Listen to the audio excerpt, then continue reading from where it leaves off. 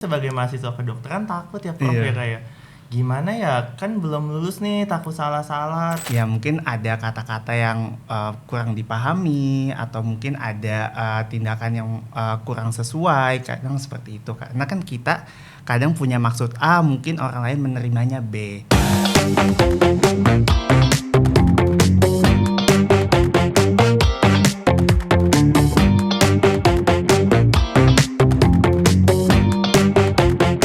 Halo sahabat TB, selamat datang di TB TV.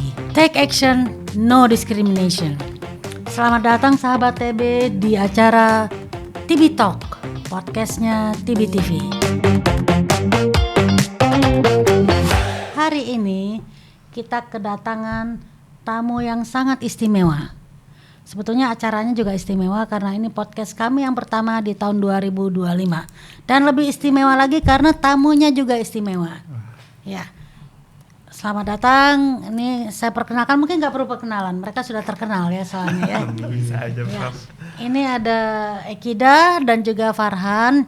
Fun fact tentang mereka adalah mereka kembar. Iya, betul. Dua-duanya dokter.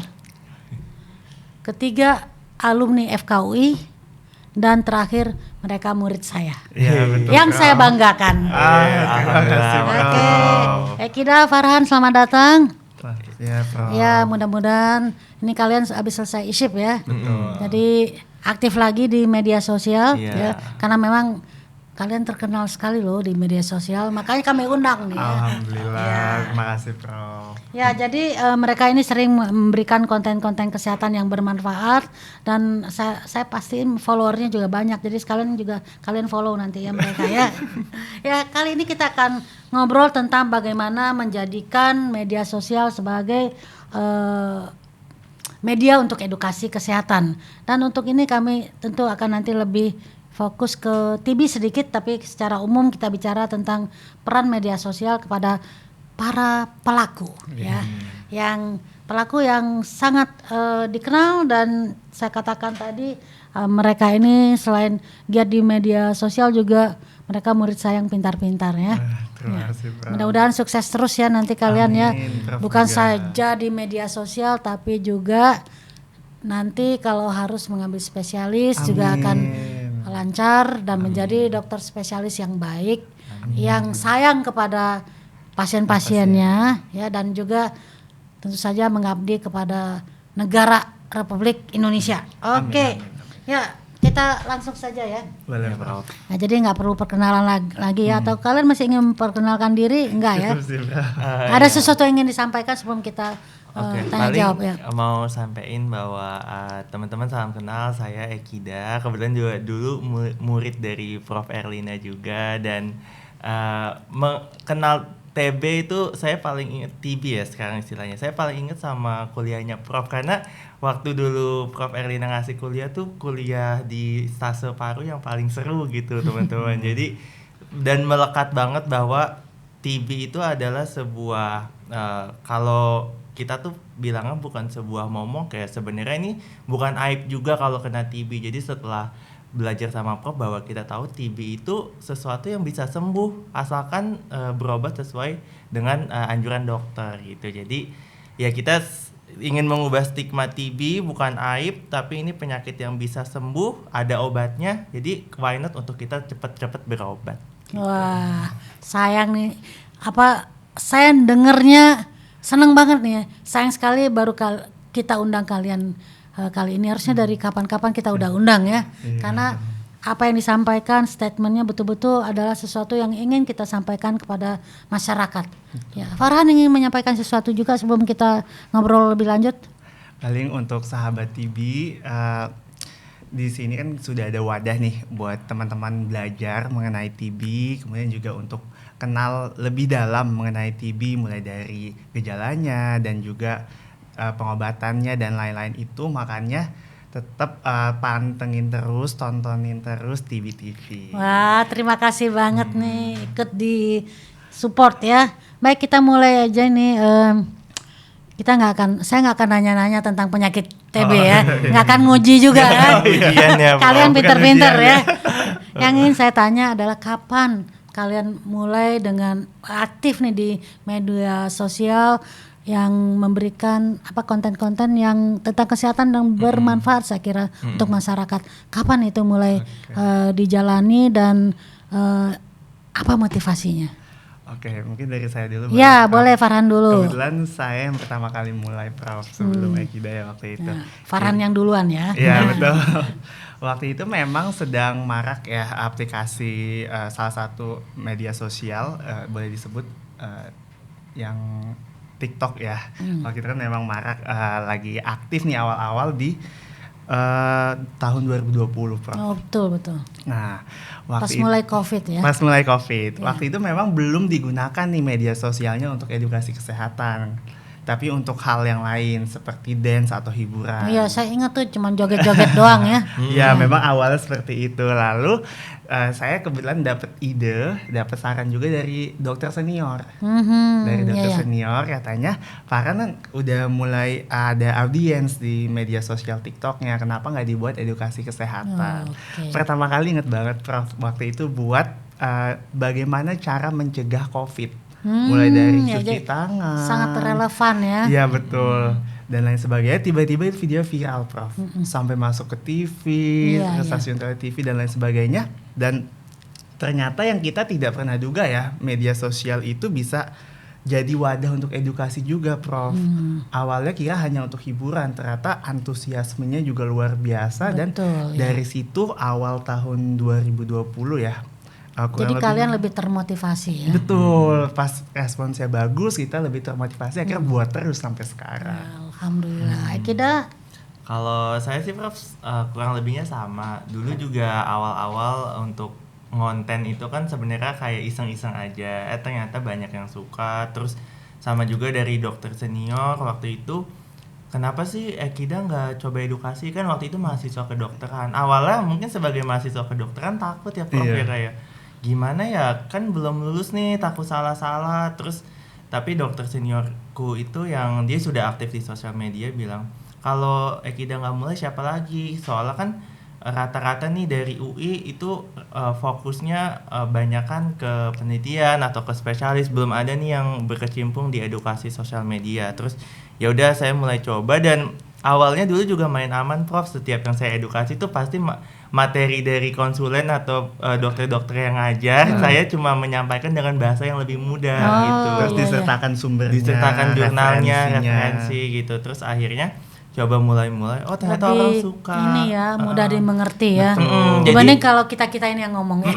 Iya Prof, mungkin kalau kita kan belajar di perkuliahan itu bahasanya yang medis atau Latin ya. Jadi ya kita sebagai content creator itu tantangannya adalah mengubah bahasa yang sulit di kedokteran jadi yang mudah dimengerti. Bahkan waktu itu juga ada yang DM ke saya, ngechat saya, itu salah satu follower saya bilang, anak saya umur kelas 2 SD aja suka nonton Dokter Ekida loh, karena paham dengan cara bahasa sederhananya gitu. Jadi itu yang memotivasi sampai sekarang gitu.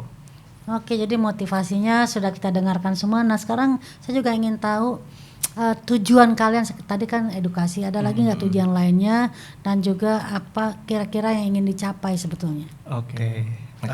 Siapa dulu nih? Boleh siapa aja. Kalau saya Prof, tujuannya yang pasti kalau setiap kita buat konten itu kan nggak bisa kita prediksi nih apakah akan ramai akan sepi. Tapi saya selalu punya tujuan bahwa ini adalah investasi ilmu gitu. Mungkin orang aware sekarang investasi kesehatan, investasi untuk keuangan gitu. Tapi belum banyak yang mulai aware terhadap investasi ilmu. Maksudnya apa? Jadi setiap konten yang saya buat itu meskipun yang nonton 1 orang saja dan dia terbantu, itu akan lebih bersyukur daripada saya buat konten tapi menjerumuskan hal buruk ke 1000 orang gitu. Jadi saya investasi ilmu dan bermanfaat dan pahalanya ada pasti. Ada gitu. Dan saya berpikir bahwa mungkin yang saat ini saya buat video sepi, tidak ada yang nonton gitu. Tapi kan suatu saat mungkin beberapa tahun lagi saya lupa ilmunya, saya bisa nonton video saya lagi Prof. Itu yang saya bilang investasi ilmu. Jadi ilmunya akan mengalir terus dan kepada diri saya sendiri juga akan dapat balik. Ya, hebat banget nih, keren banget. Saya juga baru kepikiran ya bahwa ini investasi. Betul. Ya karena saya juga sering mengedukasi tapi nggak kepikiran bahwa ini investasi ilmu ya. Terima kasih nih Dokter Farhan, Dokter Ekida sudah mengingatkan kita semua bahwa kalau kita melakukan edukasi apapun itu ilmunya, nggak mesti ilmu kedokteran, kalian pasti kan banyak punya sesuatu yang ingin disampaikan, itu adalah investasi. Nah, ini sesuatu yang perlu kita ingat dan mungkin akan membuat orang bersemangat untuk juga mengikuti jalan yang kalian sudah rintis ya. Nah ini kan kalian udah 4 tahun lebih ya melakukan hal ini, aktif di media sosial. Tantangan yang banyak apa yang terberat atau bahkan bisa diatasi gitu. Oke. Kalau tantangan mungkin kadang ketika kita memberikan edukasi ada kesalahpahaman dari netizen atau warganet Iya. Ya mungkin ada kata-kata yang kurang dipahami atau mungkin ada tindakan yang kurang sesuai, kadang seperti itu. Karena kan kita kadang punya maksud A, mungkin orang lain menerimanya B. Nah untuk itu kita benar-benar memastikan bahwa apa yang kita berikan itu sesuai dengan apa yang kita mau. Dengan apa? Pertama kita bisa memberikan pertanyaan balik, jadi kita lebih interaktif dengan netizennya. Misalkan kita edukasi tentang penyakit TB contohnya ya, nah langsung kita kasih kuis ke mereka. Jadi bener nggak ya apa yang kita Buat sudah mereka terlibat ya, engagementnya. Ya. Itu juga sangat menarik Prof. Jadi nggak cuma kita satu arah aja. Karena kan memang kalau kita memberikan edukasi sama halnya dengan ketika di setting klinik kita one on one ya. Pertanyaan saya ini setelah Kalau ini kalian ini punya pandangan seperti ini nih dari awal atau seiring dengan berjalannya waktu dan juga membaca komen-komen dari followersnya? Sebenarnya seiring berjalannya waktu Prof, dan kita juga beberapa kali menghadiri acara seperti seminar atau workshop tentang content creating juga Prof. Jadi mulai tahu dunia content creator seperti apa, untuk hal-hal yang bisa meningkatkan engagement seperti apa, itu dipelajari Prof. Ada ilmunya ternyata ya, yang di luar dunia kedokteran sebelumnya kita belum tahu. Ya, ada ilmunya. Ya, jadi harus belajar, jangan asal-asalan begitu. Awal-awal mungkin boleh buat membiasakan diri, tapi lama-kelamaan tuh harus dijaga kualitas begitu ya. Dan juga apakah yang materi itu yang disampaikan sesuai dengan tujuannya, dan juga tadi jangan sampai ada konsepsi atau konsepsi atau salah paham. Kesalahpahaman. Ya. Jadi saya jadi ingin tahu nih setelah mendengar ini, apakah sebelum kalian membuat konten, kalian tuh betul-betul seperti riset dulu atau mempersiapkan diri, membaca dan lain sebagainya, atau karena kalian kan juga dokter ya, spontanitas saja atau bagaimana? Oke, kalau saya dulu karena kan masih mahasiswa ya Prof, jadi benar-benar takut, bahkan takut diserang sesama dokter pun kayak ngapain sih ini mahasiswa coba-coba edukasi gitu. Makanya saya tuh tipe yang benar-benar takut, jadi setiap mau buat konten biasanya kan saya cari social problem, apa sih yang lagi dibahas tentang masalah kesehatannya, isu-isunya yang lagi tren apa. Terus saya suka kalau tujuan saya debunking hoax, jadi hoax ada apa nih yang lagi happening, misalnya kayak mandi malam bikin rematik gitu-gitu, itu kan sebuah kesalahpahaman. Jadi kalian berusaha mencoba mengarahkan masyarakat jangan percaya mitos. Jangan percaya mitos, dan kemudian saya cari faktanya Prof. Jadi saya benar-benar baca PubMed, terus dari NCBI, kemudian Scopus, WHO, CDC. Jadi sebelum buat satu materi saja, saya tuh minimal baca 2 jurnal atau 3 artikel. Dan itu saya selalu cantumin di setiap postingan saya, Prof. Jadi itu maksudnya buat satu lebih postingan lebih kredibel, kedua orang itu jadi gemar membaca jurnalnya, Prof. Tujuannya di situ.